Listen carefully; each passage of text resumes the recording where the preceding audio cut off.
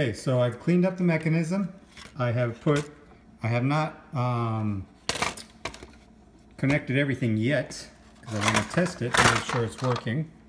I'm putting the control panel on cubed because I want to get ice, not water, because it'll also make a mess here.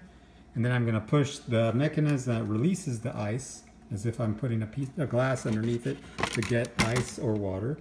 And I'll show you how the mechanism is supposed to work, or should work if I fixed it. If I did it. Okay. As you saw, the flapper just opened. In a second, it'll close. It should close. It did not close. So what's happening is this is remaining open. As you can see, I can stick my finger, and that's where the humid air is going in and creating that. So cleaning the solenoid was not enough. Probably the solenoid is defective. Or there's other type of friction somewhere in the mechanism that closes the valve that's preventing it from closing. If I just give it a slight push, it closes. See? So there's something that's hanging it up here. What that is, I don't know yet, but I'm going to go find out.